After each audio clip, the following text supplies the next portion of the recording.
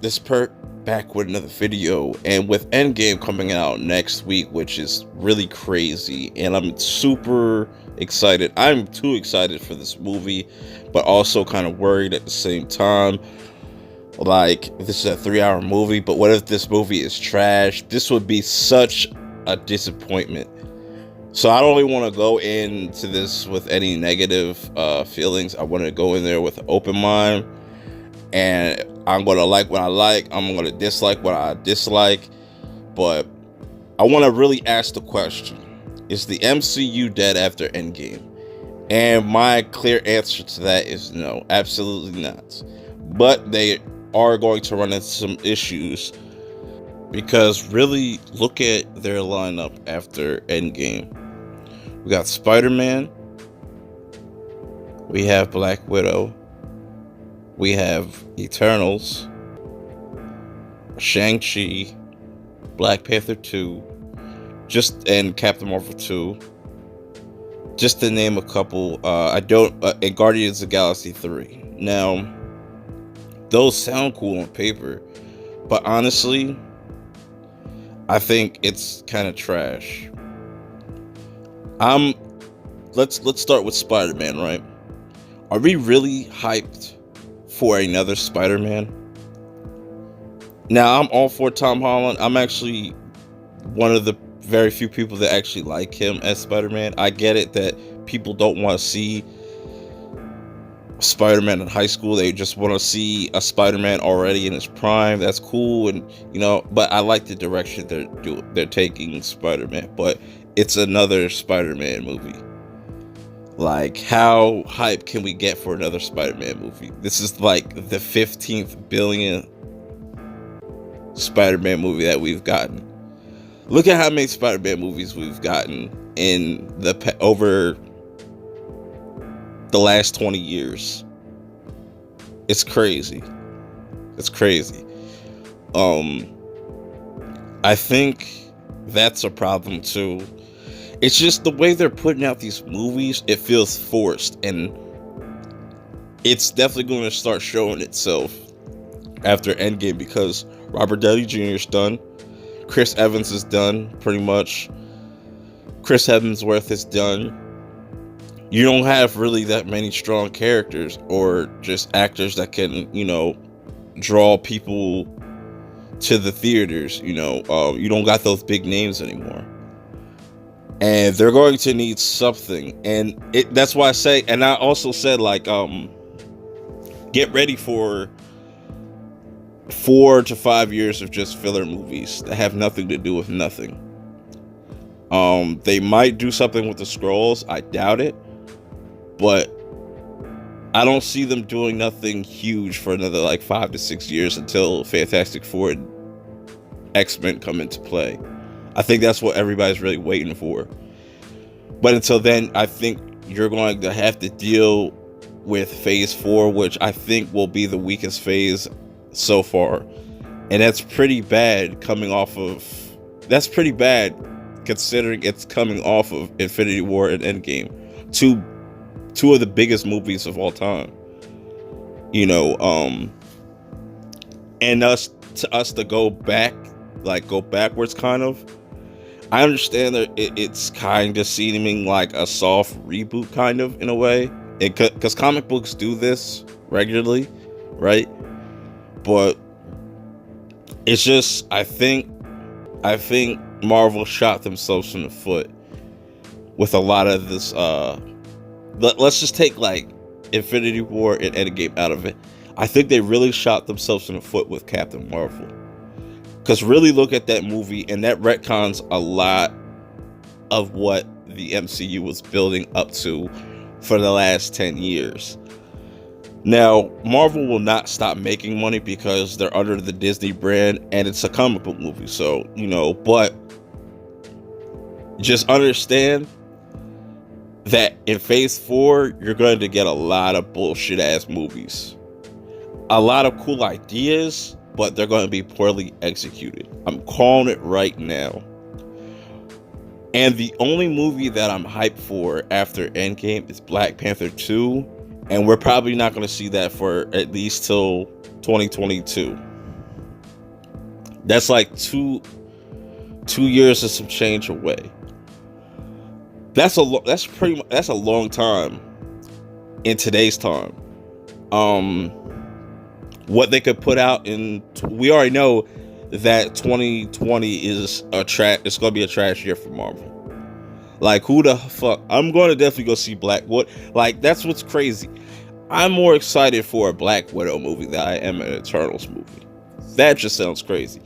The Eternals sounds cool, but I don't really care about that. Like, it's not something I care about. I'm pretty sure when we see the trailer, everybody's gonna go, oh, ah. But let's really be honest. I'd rather just watch Guardians of the Galaxy 3 at that point. If I wanted some space shit. I at this point, I don't really care about the Eternals. I don't know much about the Eternals.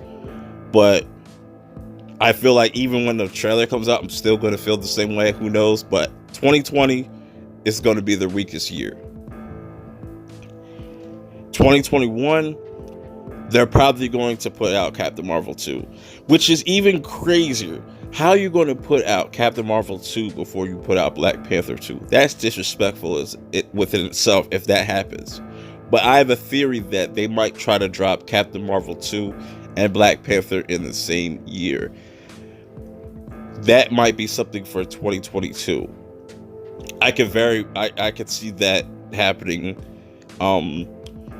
Like I said, we're not going to see any X-Men or Fantastic Four until probably Phase 5, which I'm cool with. I feel like we need a complete break from the X-Men and Fantastic Four. They've been overused too many times, and they've messed up too many times. And if Marvel messes this up, what does that say? What's that going to do to them? I think that will hurt them even more if they can't even get a Fantastic Four movie right with the backing of Marvel Studios. That's going to be a huge issue. Same thing with the X-Men. They have so much to live up to. Like, I don't think they even thought about this. Like, they have all these things planned out. That's cool. I like the foresight that Marvel has. Like, they already have the next 5 years planned out. That's cool. But I don't think they're really thinking about this all the way through. I think they're just thinking, hey, we could put this movie out this year, we could put out this movie this year, and if things change, we'll just move things around. I think they really need to get away from the politics and the SJW bullshit. And like, really, I'm all for freedom of speech. Well, with your actors, you gotta kind of get them in line, because they're gonna fuck up your money. They're gonna fuck up. They're gonna fuck up your movie, essentially. And this is why I think DC is going to shine, because DC is very reactionary. So, you know, they see Marvel going in this SJW direction. They can capitalize off that and I think they're already doing it, because I look at a movie like Shazam, and that doesn't even, like, this is something that Marvel would never do. Marvel would never put out a movie like Shazam that has that type of violence in it, and just they just wouldn't do that type of movie. You know, for the most part, a lot of MCU movies are just very cookie cutter, very kid friendly, whereas DC really kind of is like taking a step back and really taking their time and just wanting to put out good movies.